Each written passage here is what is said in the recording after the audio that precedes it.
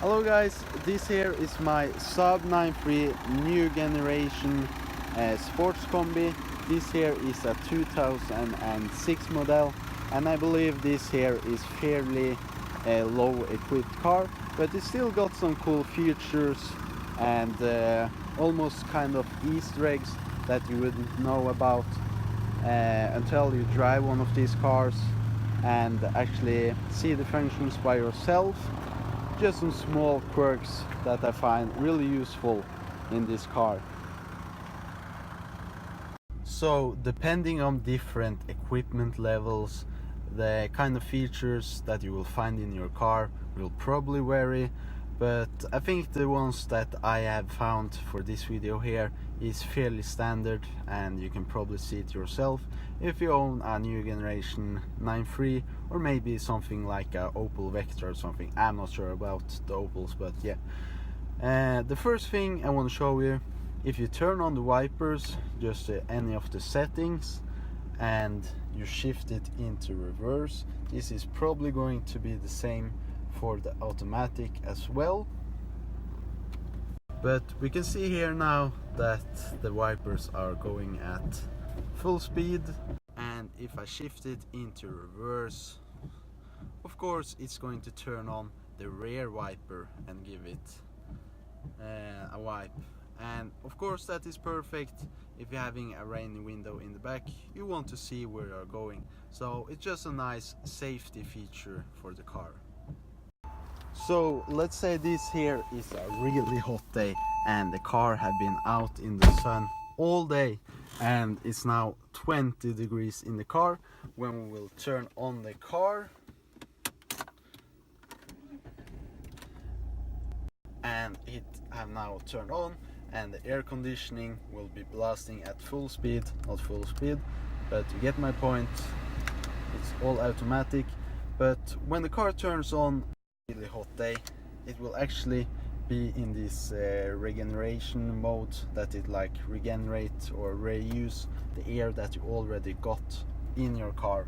And I also saw this tip earlier on the internet that your car will get cooler sooner if you have this on. And the first times I saw this this summer that I had this icon, I thought that I had for some reason been able, or that I had misclicked it and therefore it was on.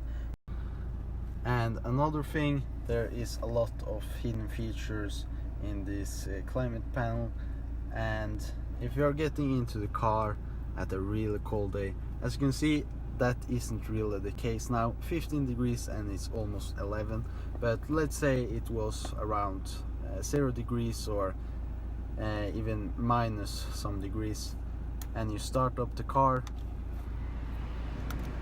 it will actually even turn on the defroster. So I know that that is a really known feature on new cars, but of course I wouldn't say this is a really modern car, but I still find that feature really good, and it is really useful. And if you didn't know that it's turning on itself, you will probably think that you just forgot to leave it off, or have touched it by mistake. So another thing that you probably didn't know about either, if you haven't read about it somewhere or have just been looking everywhere in your car, is that the car actually got like a cooled glove box. You see this thing long inside here, you can push it towards you and it will direct the heat or the cold air directly out of the climate controls. It have now been 1 or 2 hours since I bought this drink. It was of course cold when I bought it, but because of the glove box it's still cool to the touch, which is nice. So a lot of cars have like go home lighting, so when you get out of the car the lights will stay on for you for some time, for you to see where you're going and stuff. And as you can see, it's getting darker and darker outside, and if I were to leave my car now, I wouldn't really see the path in front of the car, and then we useful function that I never really knew about, but I saw someone commenting it that it also worked for an old 9.3 old generation, and that was also useful for me because I have one. But of course they got it to the newer cars. So for this to work, you have to have your door opened, remove your key, and just before you leave the car, you just, as you were to put the high beams on, just push it backwards. And when you push it backwards, the low beams will stay on the car. The low beams will be on, the parking lights will actually be off, and in the back you will see that the reverse lights are on. So it's useful for lighting up the area, and I think this will last for around 30 seconds before they automatically turn themselves off again.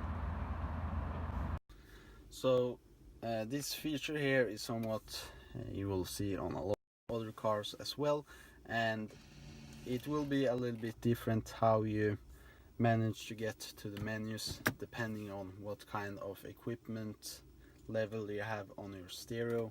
But on this, with this fairly small screen here, we're just going to system, sound settings, just turn down the sound, and all the way down mine says in Swedish hastighetsberoende, but of course that means speed dependent, and then you can set the settings for yourself. So when you get up to speed, you will have more road noise, of course, because these Saabs are not super insulated, but that will turn on the radio or turn up the radio, which is really useful. But you find in a lot of cars, but you can really hear it for yourself, and you're glad you have it, because then you don't really need to switch up and down. Just a cool little feature that makes your life easier. And if you haven't tested some of these yourself or did know about it, just go out and try it in your car as well, depending on what kind of model and year. It will probably work on a lot of other models as well, so this is not just for this kind of car.